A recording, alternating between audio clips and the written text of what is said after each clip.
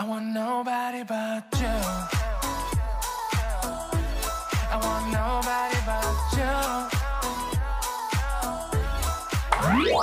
Assalamualaikum warahmatullahi wabarakatuh. Kali ini saya akan menjelaskan sistem pemerintahan pada masa demokrasi liberal. Pada awal kemerdekaan hingga tahun 1950-an, Indonesia telah menjalankan dua sistem pemerintahan yang berbeda, yaitu sistem presidensial dan sistem parlementer. Tidak sampai 1 tahun setelah kemerdekaan, sistem pemerintahan presidensial diganti dengan sistem pemerintahan parlementer. Sebelum Republik Indonesia Serikat dinyatakan bubar, pada saat itu terjadi demo besar-besaran yang menuntut pembuatan negara kesatuan. Maka melalui perjanjian antara 3 negara bagian, yaitu negara Republik Indonesia, negara Indonesia Timur, dan negara Sumatera Timur, dihasilkan sebuah perjanjian pembentukan negara kesatuan pada tanggal 17 Agustus 1950. Sejak 17 Agustus 1950, negara Indonesia diperintah dengan menggunakan Undang-Undang Dasar Sementara Republik Indonesia 1950 yang menganut sistem kabinet parlementer di Indonesia. Pelaksanaan demokrasi parlementer di Indonesia ditandai dengan pergantian kabinet yang disebabkan oleh situasi politik yang tidak stabil. Pada masa itu tercatat ada 7 pergantian kabinet. Kabinet yang memimpin mengalami jatuh bangun karena munculnya mosi tidak percaya dari kelompok oposisi yang kuat di parlementer. Seringnya terjadi pergantian kabinet menyebabkan program kerja yang telah direncanakan tidak dapat dilaksanakan dengan optimal, sehingga menimbulkan instabilitas di bidang politik, sosial, ekonomi, dan keamanan. Berikut 7 kabinet yang pernah memerintah pada masa demokrasi parlementer di Indonesia. Yang pertama yaitu ada Kabinet Natsir. Kabinet Natsir dibentuk pada tanggal 6 September 1950 dan dilantik pada tanggal 7 September 1950 dengan Muhammad Natsir sebagai Perdana Menterinya. Program kerja yang dijalankan Kabinet Natsir diantaranya yaitu 1. Mempersiapkan dan menyelenggarakan pemilu untuk memilih Dewan Konstituante. 2. Menyempurnakan susunan pemerintahan dan membentuk kelengkapan negara. 3. Menggiatkan usaha mencapai keamanan dan ketentraman. 4. Meningkatkan kesejahteraan rakyat. 5. Menyempurnakan organisasi angkatan perang. 6. Memperjuangkan penyelesaian soal Irian Barat. Keberhasilan yang diraih oleh Kabinet Natsir diantaranya yaitu 1. Di bidang ekonomi ada yang namanya itu Sumitro Plan yang mengubah ekonomi kolonial menjadi ekonomi nasional. 2. Indonesia masuk PBB. 3. Berlangsungnya perundingan antara Indonesia dan Belanda untuk pertama kalinya mengenai masalah Irian Barat. Berbagai masalah atau kendala yang dialami Kabinet Natsir yaitu 1. Pada penerapan Sumitro Plan, pengusaha nasional diberi bantuan kredit, tetapi bantuan itu diselewengkan penggunaannya sehingga tidak mencapai sasaran. 2. Upaya memperjuangkan masalah Irian Barat dengan Belanda mengalami kegagalan. 3. Terjadi pemberontakan di hampir seluruh wilayah Indonesia seperti gerakan DIPII, gerakan Andi Aziz, gerakan APRA, dan gerakan RMS. Perdana Menteri Natsir mengembalikan mandatnya kepada Presiden pada tanggal 21 Maret 1951 dalam usia 6,5 bulan. Jatuhnya kabinet ini disebabkan oleh beberapa hal, diantaranya yaitu 1. Kegagalan kabinet ini dalam menyelesaikan masalah Irian Barat. 2. Adanya mosi tidak percaya dari TNI menyangkut pencabutan peraturan pemerintah mengenai DPRD dan DPRDS. Yang kedua yaitu ada Kabinet Sukiman yang dibentuk pada 27 April 1951 dengan Dr. Sukiman sebagai Perdana Menteri dan Dr. Suwiryo sebagai Wakil Perdana Menteri. Program kerja Kabinet Sukiman diantaranya yaitu 1. Menjalankan tindakan-tindakan yang tegas sebagai negara hukum untuk menjamin keamanan dan ketentraman. 2. Mempercepat usaha penempatan bekas pejuang dalam lapangan pembangunan. 3. Menyelesaikan persiapan pemilu konstituante. 4. Menjalankan politik luar negeri bebas aktif yang menuju perdamaian. 5. Memasukkan Irian Barat ke dalam wilayah Republik Indonesia. Kendala yang dialami oleh Kabinet Sukiman yaitu 1. Adanya pertukaran nota keuangan antara Menteri Luar Negeri Indonesia Subarjo dengan Duta Besar Amerika Serikat Merkovan mengenai pemberian bantuan militer dan ekonomi dari pemerintah Amerika kepada Indonesia melalui Ikatan Mutual Security Act atau MSA. 2.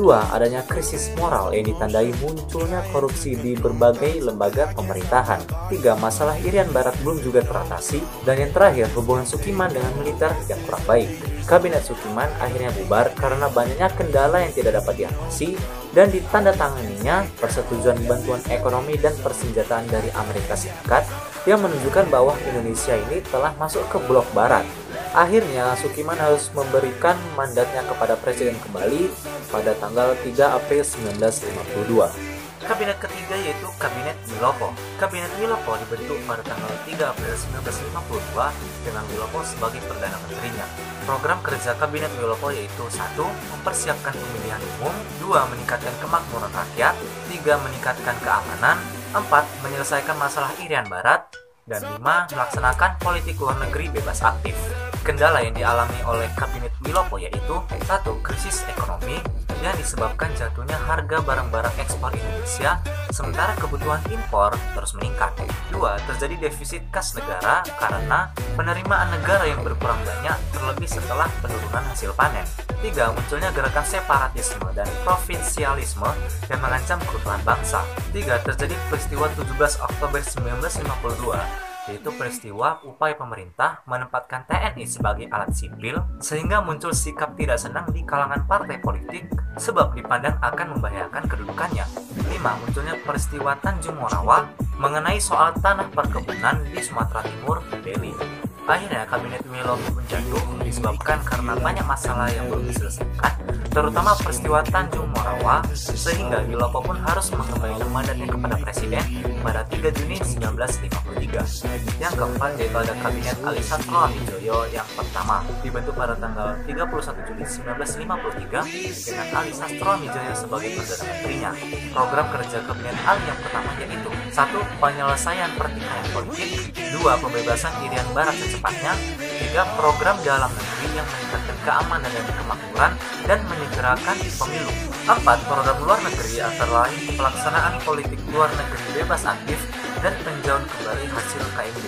Kendala yang dialami oleh Kabinet Ali Sastroamidjojo yang pertama yaitu 1. Menghadapi masalah keamanan di daerah yang belum juga dapat terselesaikan. 2. Terjadi peristiwa 27 Juni 1955 yaitu suatu peristiwa yang menunjukkan adanya kemelut di dalam tubuh TNI AD. 3. Keadaan ekonomi yang semakin buruk. 4. Memudarnya kepercayaan rakyat kepada pemerintah. 5. Munculnya konflik antara PNI dan NU yang menyebabkan NU menarik kembali menteri-menterinya pada tanggal 27 Juli 1955 yang diikuti oleh partai lainnya. Keberhasilan yang diraih oleh kabinet ini yaitu 1. Persiapan pemilu untuk memilih anggota parlemen yang akan diselenggarakan pada tanggal 29 September 1955. 2. Menyelenggarakan konferensi Asia Afrika pada tahun 1955. Akhirnya kabinet ini pun jatuh disebabkan karena NU menarik dukungan dan menteri-menterinya dari kabinet. Akhirnya Ali pun harus mengembalikan mandatnya kepada presiden pada tanggal 12 Agustus 1955. Yang kelima yaitu ada Kabinet Burhanuddin Harahap. Kabinet Burhanuddin Harahap dibentuk pada tanggal 12 Agustus 1955 dengan Burhanuddin Harahap sebagai Perdana Menterinya. Program kerja dari Kabinet Burhanuddin Harahap yaitu 1. Mengembalikan kewibawaan pemerintah. 2. Akan dilaksanakan pemilu, desentralisasi, pemberantasan korupsi, dan memecahkan masalah inflasi. 3. Perjuangan mengembalikan Irian Barat ke RI. 4. Melaksanakan kerjasama Asia Afrika berdasarkan politik bebas aktif. Berikut hasil kerja dari Kabinet Burhanuddin Harahap. 1. Penyelenggaraan pemilu pertama yang demokratis pada tanggal 29 September 1955 untuk memilih anggota DPR dan 15 Desember 1955 untuk memilih konstituante. 2. Perjuangan diplomasi menyelesaikan masalah Irian Barat dengan membubarkan Uni Indonesia Belanda. 3. Pemberantasan korupsi dengan menangkap pejabat tinggi yang dilakukan oleh polisi militer. 4. Terbinanya hubungan antara Angkatan Darat dan Kabinet Burhanuddin. 5. Menyelesaikan masalah peristiwa 27 Juni 1955 dengan mengangkat Kolonel A.H. Nasution sebagai staf Angkatan Darat pada 28 Oktober 1955. Kabinet yang kedua yaitu ada Kabinet Ali Sastroamidjojo yang kedua. Kabinet Ali Sastroamidjojo yang kedua dibentuk pada tanggal 20 Maret 1956 dan merupakan kabinet pertama hasil pemilihan umum. Program kerja Kabinet Ali yang kedua yaitu 1. Menyelesaikan pembatalan hasil KMB. 2. Menyelesaikan masalah Irian Barat. 3. Pembentukan Provinsi Irian Barat. 4. Menjalankan politik luar negeri bebas aktif. 5. Meneruskan kerjasama negara-negara Asia Afrika dan melaksanakan keputusan KAA di Bandung 1955. Kendala yang dialami oleh kabinet ini yaitu 1. Berkobarnya semangat anti-Cina di kalangan masyarakat. 2. Munculnya kekacauan di daerah semakin menguat yang mengarah kepada gerakan separatisme. 3. Memunculnya krisis di berbagai daerah karena pemerintah pusat dianggap mengabaikan pembangunan di daerahnya. 4. Pembatalan KMB oleh Presiden menimbulkan masalah baru, khususnya mengenai nasib modal pengusaha Belanda di Indonesia. Dan 5. Timbulnya perpecahan antara Masyumi dan PNI. Pada tanggal 14 Maret 1957, Kabinet Ali II menyerahkan mandatnya kepada Presiden Soekarno. Hal ini disebabkan karena gerakan separatisme di daerah-daerah dan ditariknya kembali menteri-menteri dari Masyumi yang mengalahkan kabinet ini. Yang terakhir yaitu ada Kabinet Juanda. Kabinet Juanda dibentuk pada tanggal 9 April 1956 dengan Insinyur Juanda sebagai Perdana Menterinya. Program kerja dari Kabinet Juanda ini dinamakan dengan Kabinet Karya. 1. Membentuk Dewan Nasional. 2. Memperjuangkan Irian Barat kembali ke RI. 3. Normalisasi keadaan politik RI. 4. Mempercepat pembangunan. 5. Melanjutkan pembatalan KMB. Hasil yang dicapai oleh kabinet ini yaitu 1. Mengatur kembali batas perairan nasional Indonesia melalui Deklarasi Juanda yang mengatur mengenai laut pedalaman dan laut teritorial. 2. Terbentuknya Dewan Nasional. 3. Mengadakan musyawarah nasional untuk meredakan kekacauan di berbagai daerah. 4. Diadakan musyawarah nasional pembangunan untuk mengatasi masalah krisis di dalam negeri tapi tidak berhasil dengan baik. Beberapa kendala yang dialami oleh kabinet ini yaitu 1. Kegagalan menghadapi kekacauan di daerah karena kekacauan di daerah semakin meningkat. 2. Keadaan ekonomi dan keuangan yang semakin memburuk.